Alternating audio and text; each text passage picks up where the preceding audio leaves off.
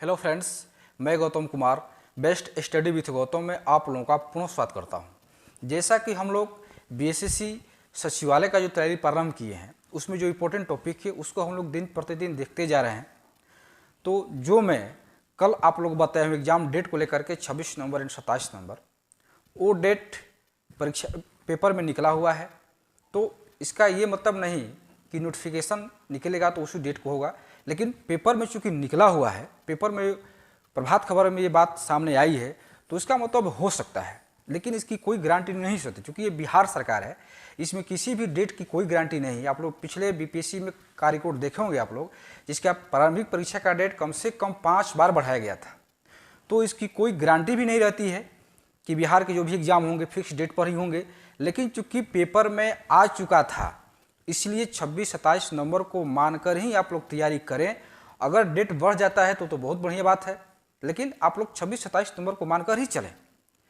तो आज मैं आप लोगों को वैसे टॉपिक बताने जा रहा हूं जो कि पूरे जीएस का आज निचोड़ है। जितने जीएस में क्वेश्चन पूछते हैं 50 क्वेश्चन, उस सारे 50 क्वेश्चन का मैं आज जो निचोड़ बताने जा रहा हूं कि किस टॉपिक से कौन सा क्वेश्चन कैसे आता है, पूरे जीएस का आज सारांश मैं बताने जा रहा हूं कि ज्योग्राफी हो, पॉलिटी हो, इकोनॉमिक्स हो या जो भी जिस भी सब्जेक्ट से हो उसका जो इम्पोर्टेंट टॉपिक है उसको मैं आज आप लोग को डिस्कस करूंगा। और तब जिस टॉपिक मैं आज बता रहा हूं उसी टॉपिक पर अगर आप लोग फोकस करते हैं तो जीएस में अधिकतम क्वेश्चन आप लोग हल कर पाएंगे। तो देखते हैं कि कौन सा ऐसा टॉपिक है जीएस का जिससे अधिकतम क्वेश्चन पूछा गया है। तो देखिए यहाँ पर है ऑल सब्जेक्ट जीएस का है संभावित टॉपिक। इसमें आपका साइंस नहीं है, केवल जीएस, ये बात आप लोग समझ लीजिए। इसमें साइंस नहीं है, साइंस का 25 क्वेश्चन मैं अलग से बताऊंगा। इसमें केवल 50 नंबर का जो जीएस आता है उसी का यहाँ पर वर्णन किया गया है। तो देखिए सारे टॉपिक हैं, लगभग 17 टॉपिक मैं आप लोगों को बनाया हूँ। कम से कम 17 टॉपिक को आप लोग कंप्लीट कर लीजिए, समय कम है उसको देखते हुए कम से कम 17 टॉपिक आप लोग कंप्लीट कीजिए। इससे क्वेश्चन बार बार आए हैं एग्जाम में, देखिएगा आप लोग क्वेश्चन में निकाल करके इसी से क्वेश्चन हमेशा आए हैं। इसके अलावा भी टॉपिक है, लेकिन पहले इस टॉपिक को आप लोग कंप्लीट कर लीजिए, उसके बाद जो छोटे छोटे टॉपिक है उसको हम बाद में देखेंगे। तो देखिए पहला जो टॉपिक है भारत की नदियों से क्वेश्चन आता है। तो नदियों में कौन कौन से क्वेश्चन आता है, किसी भी नदी का उद्गम, जैसे भारत में जो भी नदियां हैं उसका उद्गम कहाँ से है, मुहाना कहाँ से है, उस पर कौन से बांध बने हैं, कौन सी परियोजना है और कौन से बंदरगाह हैं। नदी से संबंधित इतने क्वेश्चन बनेंगे आपको। और यहाँ पर जलप्रपात भी लिख सकते हैं, जलप्रपात भी आता है क्वेश्चन। तो नदी से संबंधित जितनी भारत की नदियाँ हैं जो मैं आप लोगों को पिछले क्लास में बता चुका हूँ, उद्गम और मुहाना, बांध भी बताया हूँ, और यहाँ पर बंदरगाह है, बंदरगाह भी मैं आप लोग बता चुका हूँ। पिछले क्लास में मैं आप लोगों को बता चुका हूँ। जो भी न्यू स्टूडेंट है अगर वो क्लास नहीं देखे हैं तो प्लेलिस्ट में जाकर के देखिएगा, वहाँ पर मैं सारी चीज़ों को वहाँ पर एक्सप्लेन किया हूँ। टेलीग्राम चैनल पर भी मैं डाल दिया हूँ उसको। इसलिए जो भी न्यू स्टूडेंट हैं वो जाकर कृपया प्लेलिस्ट में जाकर देखें और वहाँ से पढ़ सकते हैं। तो भारत की नदियों से संबंधित इतने क्वेश्चन बनेंगे, कौन कौन, उद्गम, मुहाना, बांध, परियोजना और बंदरगाह। पहला टॉपिक हुआ। दूसरा टॉपिक भारत के प्रमुख त्यौहार। ये भी बहुत ही महत्वपूर्ण टॉपिक है। भारत के जितने भी प्रमुख त्यौहार हैं वहाँ से क्वेश्चन पूछते हैं। देखिएगा आप लोग, ये बहुत ही इंपॉर्टेंट टॉपिक, और ये कोई भी सब्जेक्ट के अंतर्गत नहीं आता है, ये एक विविध के तहत आता है। जो भी विविध आप लोग पढ़ते होंगे, लूसेंट के अंतिम पृष्ठ पर दिया हुआ है, या क्राउन के, या जो भी विविध का बुक पढ़ते होंगे आप लोग, उसमें प्रमुख त्यौहार के बारे में आप लोग पढ़िएगा, वहाँ दिया है।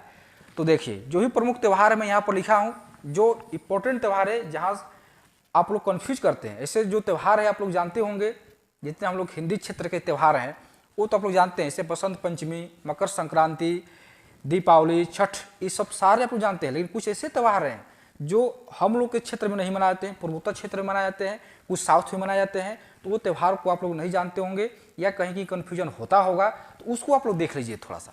तो देखिए बिहू है जो आप लोग जानते हैं, असम में है, पोंगल तमिलनाडु में, ओणम केरल में, हॉर्निबल नागालैंड में पूछता है ये, लाई हरोबा त्रिपुरा में, चपचारकूट मिजोरम में, धनु यात्रा उड़ीसा में, गुड़ी पड़वा महाराष्ट्र में।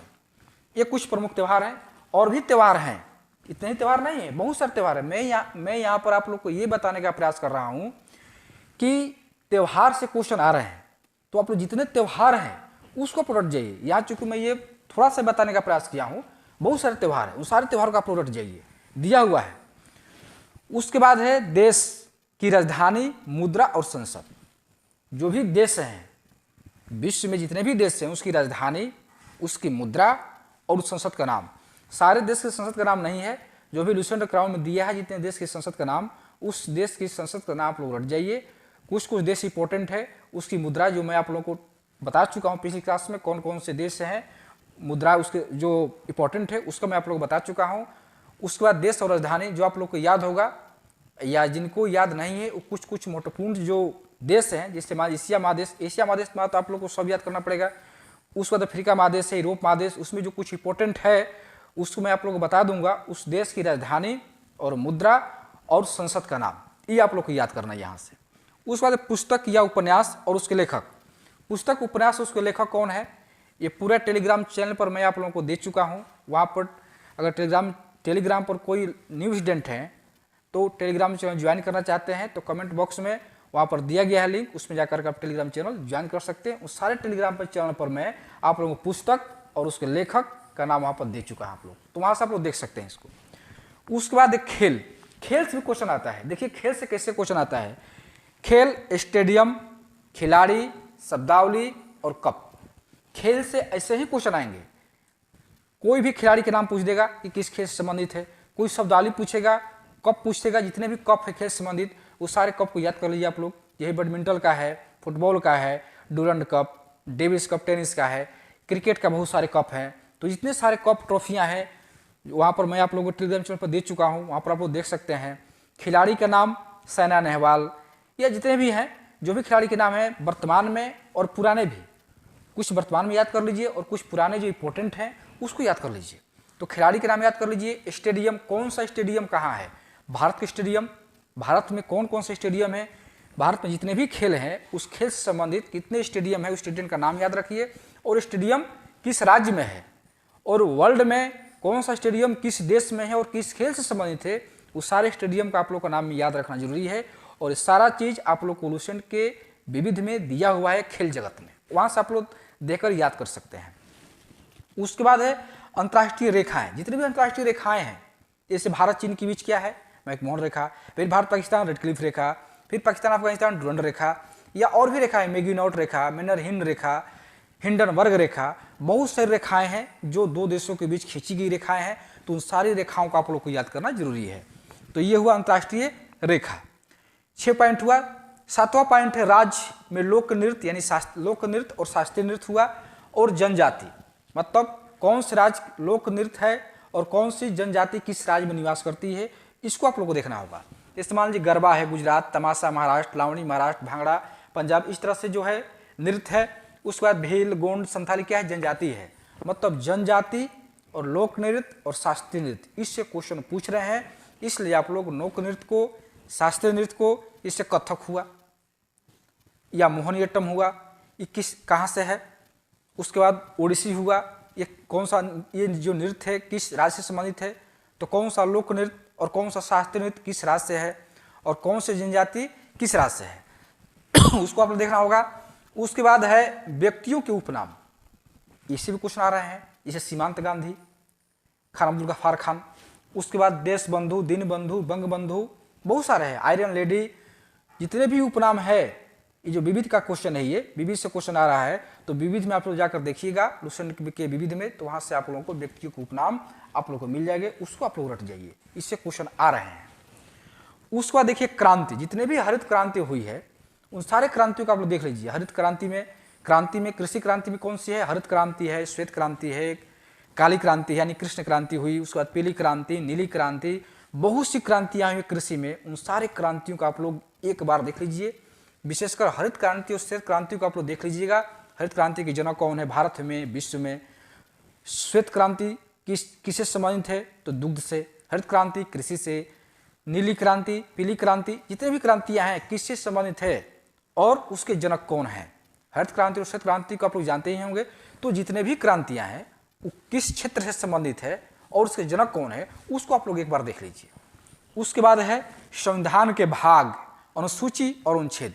संविधान में कितने भाग हैं, कितने अनुसूचियां हैं और अनुच्छेद कौन कौन सी इंपॉर्टेंट है, जो मैं आप लोगों को टेलीग्राम चैनल पर दे चुका हूँ, वहाँ से आप लोग देख सकते हैं।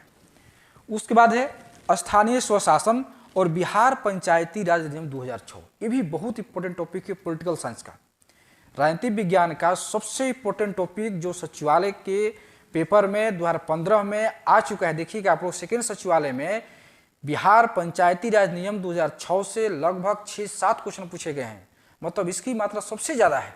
बिहार पंचायती राज नियम 2006, इससे 2 वीडियो इसके पहले मैं बना चुका हूँ। इसके पहले मैं 2 वीडियो अपलोड कर चुका हूँ, प्लेलिस्ट में जाकर वहाँ से देखिएगा। तो बिहार पंचायती राज नियम 2006 के बारे में मैं आप लोगों को बताया हूँ, वहाँ पर आप लोग देख करके इसको आप लोग पढ़ सकते हैं। तो ये बहुत इंपॉर्टेंट टॉपिक है। उसके बाद राष्ट्रीय प्रतीक, जितने भारत राष्ट्रीय प्रतीक है, इस राष्ट्रीय ध्वज हुआ, राष्ट्रीय गीत हुआ, राष्ट्रीय गान हुआ, बहुत सारे हैं। राष्ट्रीय जलीय जीव हुआ, राष्ट्रीय पेड़ कौन सा है, राष्ट्रीय फल कौन सा है, राष्ट्रीय फूल कौन सा है, उसका वैज्ञानिक नाम क्या है, इसका भी मैं आप लोगों को दे चुका हूँ टेलीग्राम चैनल पर, उसको आप लोग वहाँ से देख सकते हैं। उसके बाद है 13वां पॉइंट, कांग्रेस का अधिवेशन और उसकी विशेषताएं। इसको भी मैं आप लोगों को दे चुका हूँ, कांग्रेस का अधिवेशन और उसकी विशेषताएं, कौन कौन सी विशेषताएं हैं 1885 से लेकर के 1947 तक। उसके बाद है पंचवर्षीय योजनाएं। प्रथम पंचवर्षीय योजना से लेकर के यानी 51 से 56 से लेकर के 2012 से 17 के बीच में कौन कौन सी विशेष बातें हुई, उसको भी देखना है। जैसे इसमें अनवरत योजना हुई, रोलिंग प्लानिंग 78 से 80, उसके बाद वार्षिक योजना 90 से 92, मतलब पंचवर्षीय योजना समेत क्वेश्चन पूछे हैं, उसको आप लोग देखना पड़ेगा। उसके बाद नदी किनारे स्थित शहर, नदी किनारे स्थित जो शहर है, राज्य की राजधानियां हैं, उसको देखना होगा। पटना किस नदी किनारे है, या पणजी किस नदी किनारे है, लखनऊ किस नदी किनारे है, भागलपुर किस नदी किनारे है, मतलब कौन सा शहर किस नदी किनारे है, इसको भी आप लोग एक बार देख लीजिए, इससे क्वेश्चन पूछ रहे हैं। इसके बाद है मानचित्र की रेखाएं, जैसे समदाब रेखा, समताप रेखा, आइसोबार, आइसोबाथ, आइसोहेलाइन, जितने भी इस टाइप के क्वेश्चन बन रहे हैं रेखाएं संबंधित, मानचित्र पर जो भी रेखाएं खींची गई हैं, समान दाब वाली, समान दाब की रेखाएं जो मिलाती है धरातल पर, उसको समताप रेखाएं, जो समान ताप को मिलाती है रेखाएं धरातल पर, उसको देखना होगा। आइसोबाथ है, आइसोहेलाइन है, आइसोहेल है, इसको एक बार देख लीजिए। जो मानचित्र पर रेखाएं खींची गई है उसको आप लोग एक बार जरूर देखिए, इससे क्वेश्चन पूछ रहे हैं। उसके बाद है जनगणना, यहाँ से भी क्वेश्चन बन रहे हैं, भारत की जनगणना और बिहार की जनगणना, दोनों को देखिए, भारत के भी और बिहार के भी। जनगणना 2011, तो इससे क्वेश्चन बन रहे हर एक एग्जाम में, इससे 2-3 क्वेश्चन पूछ रहे हैं। इसलिए 2011 की जनगणना को देखिए आप लोग, 2021 की नहीं, 2011 की जनगणना से क्वेश्चन पूछ रहे हैं, इससे 2011 की जनगणना भारत की और बिहार की, दोनों को देखिए आप लोग। तो इतने सारे टॉपिक, 17 टॉपिक मैं आप लोगों को बताया हूँ यहाँ पर। इससे क्वेश्चन पूछेंगे ही पूछेंगे, क्योंकि इससे क्वेश्चन पूछे हैं प्रथम सीजीएल में और सेकेंड सीजीएल में, दोनों सीजीएल में इससे क्वेश्चन पूछे हैं। इसके अलावा बिहार एसएससी का जो इंटर स्टेट एग्जाम हुआ है उसमें से भी ये क्वेश्चन पूछा हुआ है। देखिएगा आप लोग, क्वेश्चन बैंक होगा उसमें देखिएगा कि जितने भी मैं टॉपिक बताऊँ, इसके अलावा भी टॉपिक है जिससे पूछे गए हैं। इतना ही टॉपिक नहीं है, बहुत सारे टॉपिक हैं, लेकिन इससे ज़्यादा क्वेश्चन पूछे गए हैं बिहार सचिवालय में और बीएसएससी में। तो इन सारे टॉपिक को आप लोग एक बार देख करके इसको जल्द से जल्द तैयार कर लीजिए। अभी समय है 20 दिन का, 22 दिन का, उससे पहले इतने टॉपिक को तैयार कीजिए जीएस का। इसके बाद मैं बताऊंगा साइंस का भी, बताऊंगा कि साइंस का कौन कौन सा टॉपिक उसको देख लीजिए, क्योंकि पहले इसको कंप्लीट कीजिए, उसके बाद जो भी छोटा छोटा टॉपिक है उसको कंप्लीट कीजिएगा। तो उम्मीद है कि जो मैं आज आप लोगों को बताया हूँ वो सारी बातें समझ में आ गई होंगी। अगर फिर भी समझ में नहीं आए तो कमेंट बॉक्स में कमेंट कीजिए, मैं आप लोगों को पुनः बताने का प्रयास करूँगा। तो कल फिर मैं एक नए टॉपिक के साथ जो भी देखूंगा कि किस तरह का टॉपिक आप लोगों को फायदेमंद है, जरूरी है, एकदम से जरूरी है, उसको मैं फिर कल लेकर आऊँगा। धन्यवाद।